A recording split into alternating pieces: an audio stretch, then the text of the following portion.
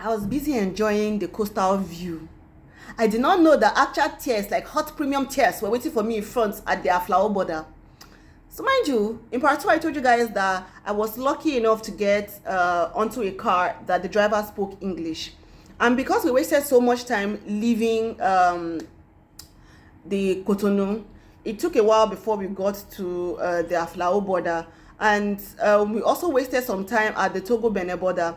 While I was at the Togo Benin border, I must mention that I met somebody there who spoke English and offered me, gave me the number of someone who I would meet at the Aflao border that would be helpful to me, since the person spoke English and the person would be able to like help me easily navigate my way around the immigration, and I wouldn't spend too much time there.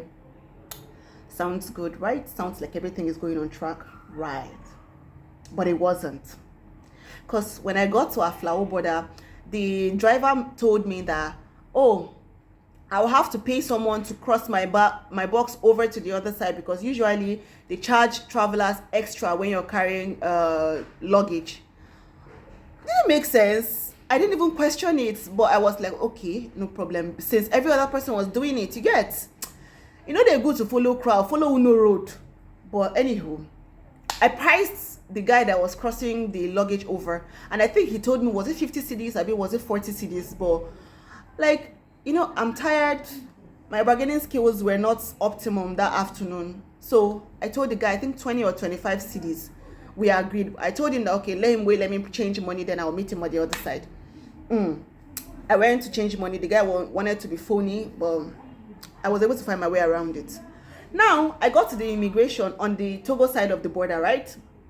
And the person that I was supposed to call, the number is not quite going through. To make matters worse, I ran out of roaming credit. So I'm stranded, kinda, without any means of communicating with anybody. And how exactly do I tell somebody, oh, please, hotspot for me, let me, there was nothing like that. So I got that courage. I'd be like, Vivian, you've done this before. You've traveled to countries that you knew nobody. You were obviously a visitor, and still you navigated your way around. So how hard could this be? Besides, you can easily blend with the crowd here. Wrong.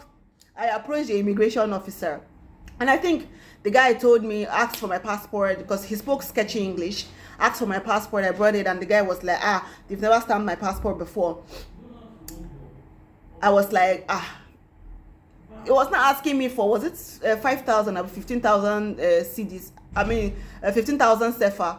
I was like, Oga, man, nothing like that they man do, because actually I had already like changed almost everything I had on me into CDs that would be enough for me to travel, get a means of transportation from Aflao into Accra. So I only had like maybe 1,500 or 2,000 CFA on me at that point.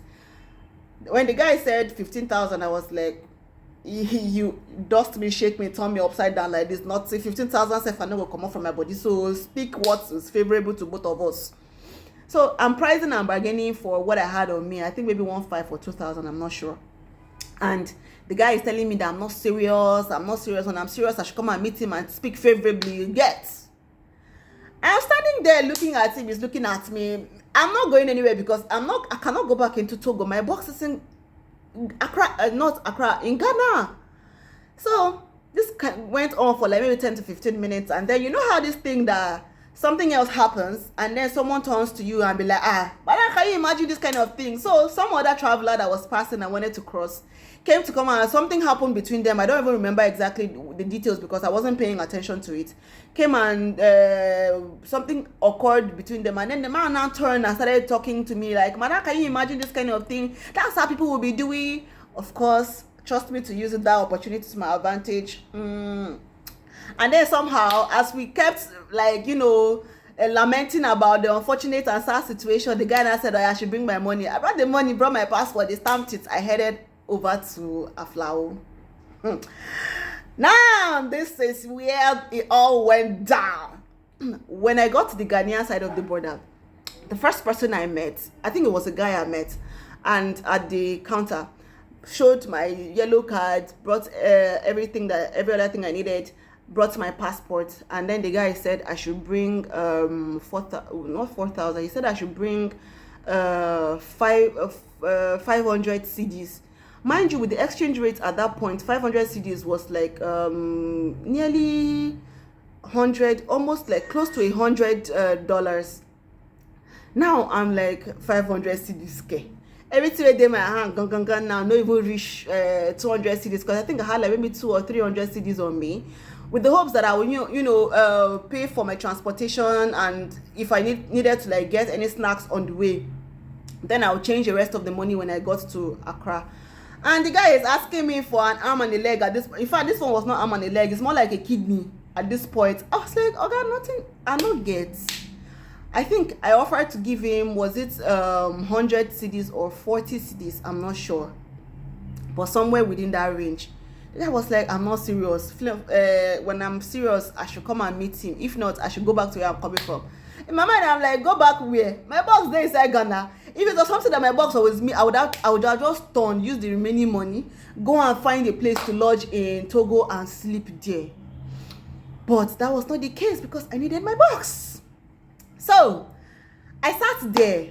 I'm trying to plead with the guy. I'm pleading with him. He's paying no mind to me.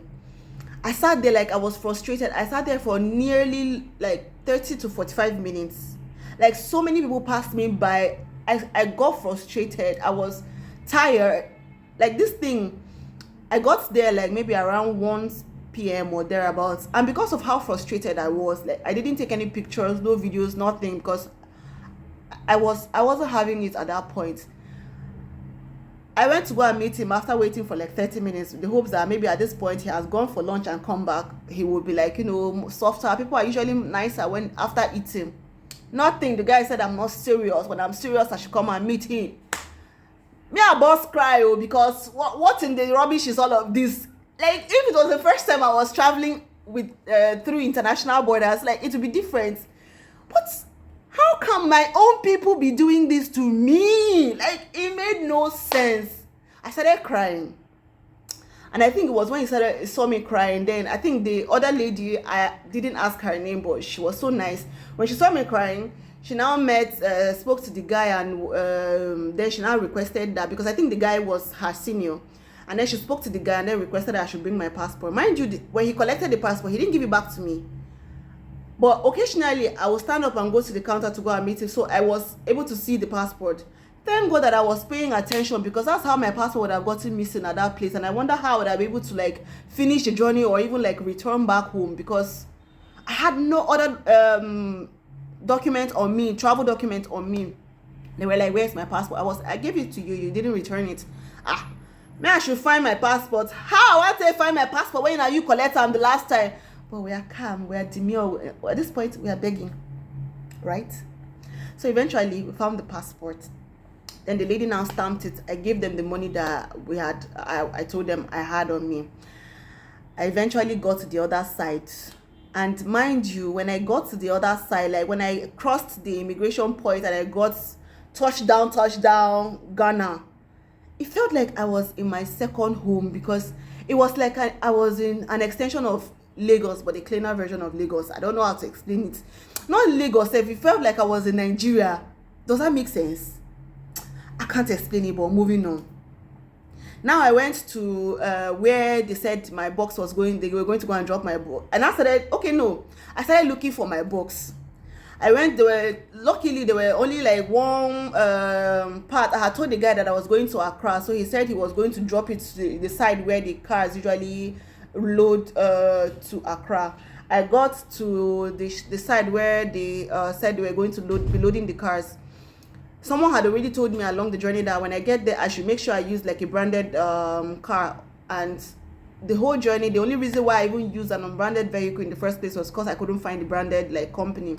So I went there, found, looked around, and I was able to see my box. And then I asked where the guy that was had brought the box was.